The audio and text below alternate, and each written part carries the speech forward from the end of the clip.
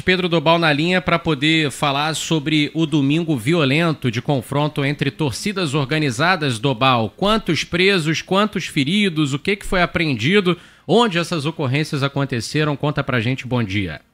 Bom dia para você. Foram vários pontos do Rio de Janeiro com brigas de torcida. Ao todo, segundo a Polícia Militar, foram 31 pessoas detidas e pelo menos 9 feridos, sendo que 3 deles foram baleados. Vamos detalhar cada uma dessas ocorrências.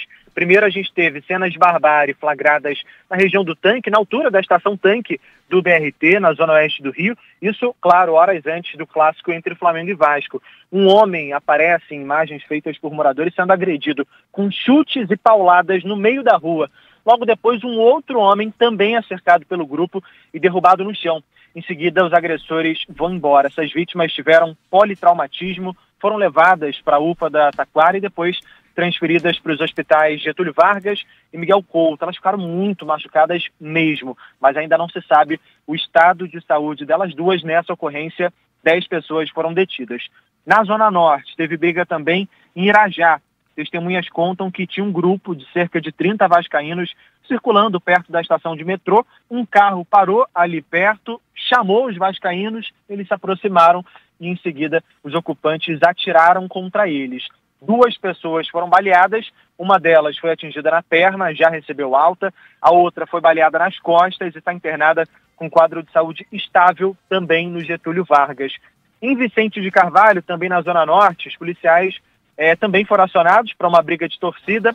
6 pessoas foram presas e os agentes apreenderam com elas bastões de madeira, uma granada e uma touca. Na Baixada também teve confusão bem grande, inclusive um blindado da Polícia Militar chegou a ser usado para tentar dispersar a confusão. Lá em Caxias foram 15 pessoas detidas, sendo que 3 precisaram de atendimento médico e outros 2 homens foram levados para o Hospital Adão Pereira Nunes. Um com fratura no crânio, segue internado com quadro de saúde estável, e outro foi baleado no braço e já recebeu alta. Então, ao todo, 31 pessoas presas, segundo a Polícia Militar, isso até o fim da partida. A gente não tem informação sobre quantas delas realmente continuam presas e quantas já foram liberadas. E, enquanto isso, a gente sabe que quem só quer ir para o estádio curtir fica se sentindo acuado. A gente até conversou aqui em Irajá com alguns torcedores vascaínos, flamenguistas, dizendo que hoje em dia tem medo de levar a própria família para estádio justamente por episódios como esse. Obrigado, Pedro Dobal, pelas informações. Agora o detalhe, né, Carlos Andreasa? O Dobal falou, a gente ainda não teve a atualização de quantos desses 31 ficam presos, mas pela minha experiência cobrindo esse tipo de caso, vai tudo para o Juizado Especial Criminal, o GCRIM, é considerado ali menor potencial, os caras assinam um termo circunstanciado, dependendo do flagrante até tem que pagar alguma coisa, mas geralmente são aplicadas ali ou advertências ou, dependendo da reincidência, medidas cautelares. O fato é que esses caras não estão nem preocupados. Se eles já estão cadastrados lá na biometria do estádio, não podem mais entrar. Se eles não podem entrar no estádio com os adereços de suas organizadas, esses caras, boa parte, nem vão para o estádio. Eles só querem marcar horário, local, se encontrar e cair na porrada e não estão nem aí. Você vê que nas imagens que a gente exibe, enquanto o Dobal vai narrando os conflitos, a PM chega armada de fuzil, dando tiro pro alto, apontando o fuzil para esses bandidos, de cacetete. E os caras estão lá, tomando spray de pimenta, tomando bomba de efeito moral, tomando pancada de cacetete na cabeça, e parece que a PM nem está ali. Os caras continuam, parece que estão sob o efeito de uma força do mal maior, e eles continuam em pé ali, se matando, enquanto a PM está descendo o sarrafo neles para tentar separar ali a confusão, né? Não vão ao estádio, mas são membros de torcida organizada. Torcidas organizadas que são acarinhadas pelos clubes. Os clubes abraçam as torcidas organizadas. Abraçam, dão ingressos, fazem campanha eleitoral para o clube ou para fora do clube, contando com torcida organizada. Então, a gente tem que ser rigoroso com isso. Os clubes são partícipes do endosso a essa barbárie. Há no Rio de Janeiro muita tolerância com torcida organizada. Esse é o primeiro ponto. O segundo ponto é, nós aqui não fazemos profecia. Mas nós, na quinta ou na sexta-feira... Vinícius Calixto, tá nos ouvindo?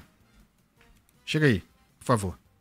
Na quinta ou na sexta-feira, nós falávamos aqui, porque todos nós, com toda razão, preocupados com a Libertadores, com os jogos que vem essa semana, a gente falava aqui, atenção a Flamengo e Vasco, Vasco e Flamengo, porque não é previsão, portanto, é uma obviedade, todo Flamengo e Vasco o couro come. Todo jogo o couro come. E a gente dizia, por isso chamei o Calixto aqui, peguei ele de surpresa, mas realmente foi no improviso, a gente dizia que essas brigas, a de Caxias com certeza, estava marcada, anunciada que aconteceria. Praça dos Expedicionários. A gente falou aqui sobre isso, que ela aconteceria. Então eu preciso também relativizar a reação rápida da polícia. Maior a intensidade ou menor, se você tem um setor de inteligência na polícia, se a briga está marcada, a gente sabia que estava marcado em rede social, a polícia demorou a chegar. Se está marcado, você chega antes, inclusive. Preventivamente, estava marcado. É isso mesmo, não é, Calixto? Sim, é isso sim. A gente tinha falado sobre isso aqui. Falamos na sexta-feira, a gente adiantou que, né, tem muitas preocupações, mas a gente estava quase que esquecendo um pouquinho do Flamengo e Vasco do fim de semana e sempre ali naquele ponto, né, dali da Praça do Carrefour, para quem é de Caxias conhece ali a Expedicionário, o ponto de referência é o Carrefour, onde uma dessas torcidas organizadas que brigam ficam concentradas ali, esperando a outra, que sempre vai até lá para onde tem a confusão. E acaba envolvendo outras torcidas, porque é aliado, um aliado de outro. Eu não quero entrar em detalhes sobre torcida organizada especificamente, não. Eu tenho uma opinião muito dura sobre torcida organizada. Acho ruim. E o que mais me preocupa é a forma como os clubes se rendem à força política, porque força política tem das torcidas organizadas. O cara não vai no estádio. Não vai. Como a gente pode sofisticar o nosso sistema punitivo para um brigador quanto mais? O cara sai de casa com um granada, irmão, com um bastão. Certo? Não saiu para jogar beisebol. Certo? Então, o que a gente pode fazer? Em alguns lugares do mundo, não basta proibir o cara de ir ao estádio. Ele já está conformado que ele não vai ao estádio. Ele sai no domingo, ou no sábado, ou na quarta-feira, tem jogo, ele sai para brigar. Sai para brigar, para matar, para se matar. Só que paralisa a cidade, arrasta todo mundo e tal. Em alguns lugares do mundo, para além de não poder ir ao estádio, e eu defendo isso, esse cara, como punição, ele é proibido no dia do jogo. No dia do jogo, não importa. Eu trabalho nesse dia. Sinto muito, irmão. Para você vai ficar mais difícil arrumar trabalho e tudo mais. No dia do jogo, o cara tem de se apresentar à delegacia de polícia. Mas são 100 caras. 100 caras. Distribui. Delegacia mais perto da casa do cara. O cara tem de se apresentar.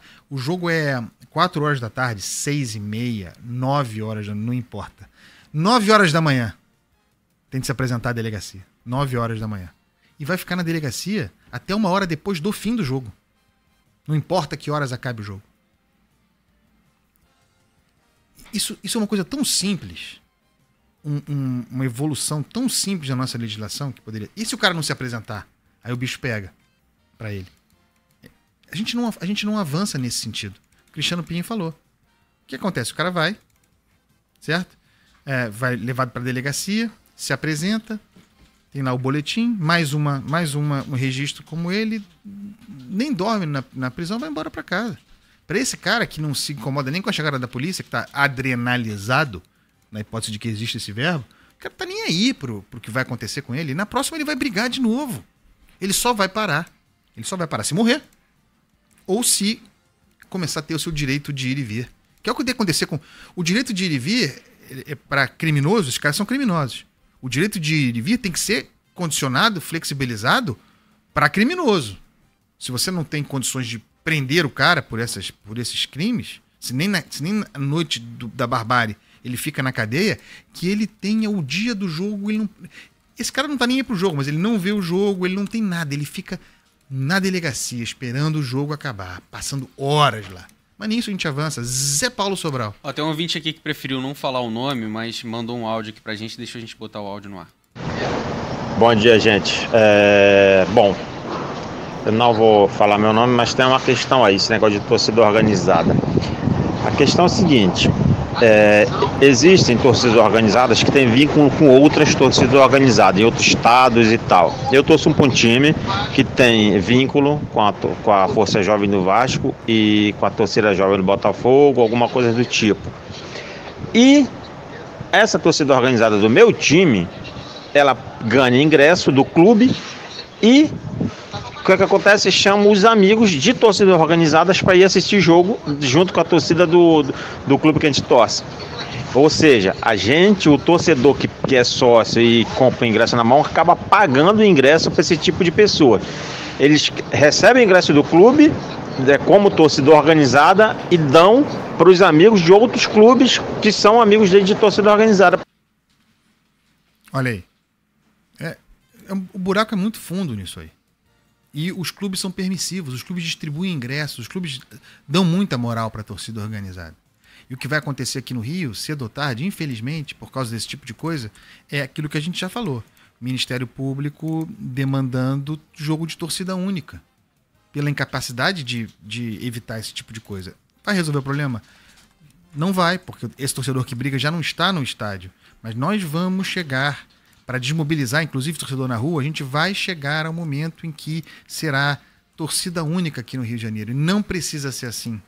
Nós temos um histórico de futebol clássico com as duas torcidas. E aí, Vini, sei que você tem sua matéria para fazer, obrigado aí pela moral.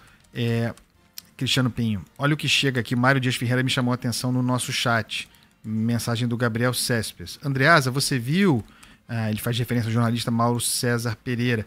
Você viu o informe de que os barras bravas do Peñarol... Tem Flamengo e Peñarol quinta-feira.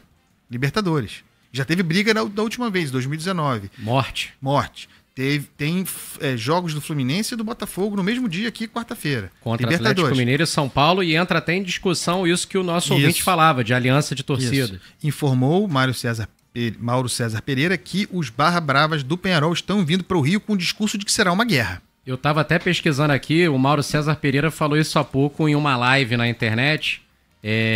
Ele acompanha bastante futebol sul-americano, com destaque também, foco para times de fora do Brasil.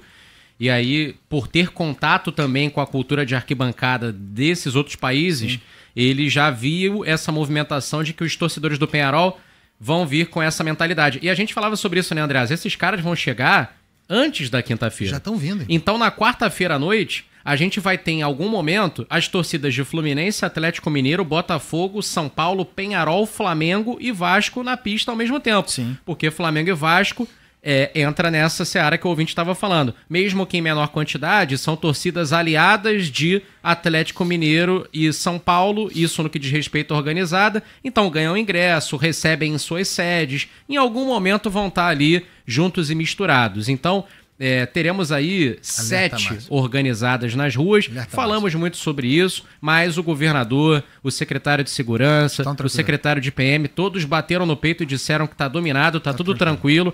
Assim como ontem não vai ter barbárie nenhuma, vai ser paz. Por via das dúvidas, decretaram ponto facultativo, né?